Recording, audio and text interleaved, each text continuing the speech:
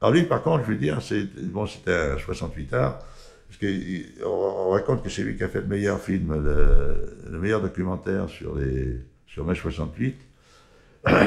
Alors qu'on dit, mais personne ne l'a jamais vu. Mais non, parce que c'est ce truc qui a été volé. Bon, enfin, ça, c'est la légende.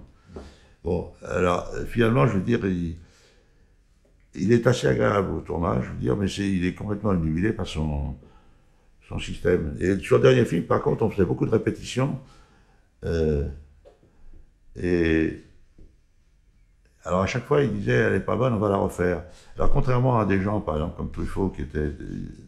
Quand il disait, bon, ça va pas, il allait voir ses comédiens, il leur expliquait pourquoi, le geste, et puis je préférais que tu prennes la cigarette à tel moment plutôt qu'à tel moment où tu l'as prise, et puis je sais plus quoi, puis n'oublie pas de fermer le sens des phrases, etc., à la fin, etc. Enfin, bon, ça durait toujours un petit peu longtemps avec François, parce qu'il faisait une vraie direction d'acteur. Pourquoi on l'a refait?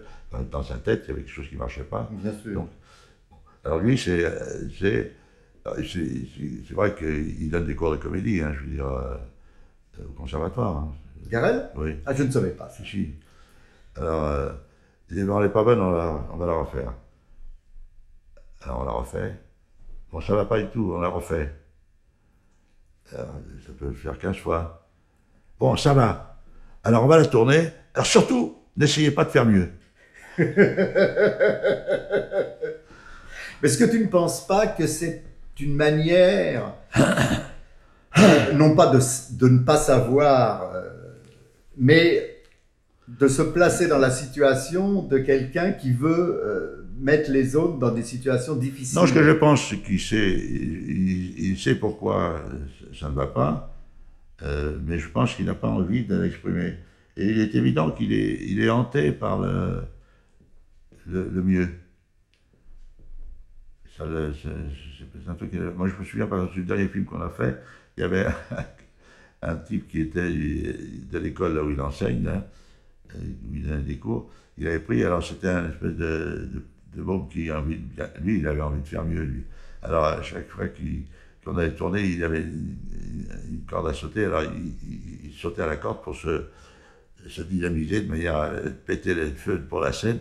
Et il n'y a presque rien dans le film parce que justement, c'est vrai qu'il était vachement très différent des autres. Je veux dire. Bon, alors c'est vrai que ça nuisait, mais il aurait pu lui dire, non, écoute, on joue comme quand on faisait à bout de souffle. Jean-Luc avait eu des problèmes avec Gene Seberg, surtout sur la scène de la fin. Je veux dire, parce qu'elle ne comprenait pas très bien ce qu'on foutait. D'ailleurs, peu de gens comprenaient, d'ailleurs, hein, même moi. Je veux dire, comment il goupillait son truc, pourquoi il faisait des choses comme ça. Et la scène de la fin, quand... la mort de Belmondo. Oui, pas tout à fait ça, mais le moment où elle revient du bureau de tabac où elle l'a balancé, oui. il y a une scène qui se passe dans cette boîte qui était un plateau de photographe, là, où on tourne autour de ce truc de lumière. Elle voulait le jouer d'une manière très dramatique. Parce qu'elle lui dire qu'elle devait balancer, qu'il fallait qu'il se barre, qu'elle l'aimait, je sais pas quoi, je m'en souviens plus le texte de l'époque. Bon. Et elle voulait jouer d'une manière dramatique. Et Jean-Luc n'arrêtait pas de lui dire, mais non, il faut le faire très, très plat, etc. Et finalement, comme il n'arrêtait pas de se bouffer le nez, il a dit, bon, c'est pas grave, de toute manière, comme ça allait être doublé, de toute manière, bon, tu vas jouer d'une manière dramatique. Et quand on regarde la scène, si on regarde bien, on s'aperçoit, là par contre, c'est joué complètement plat.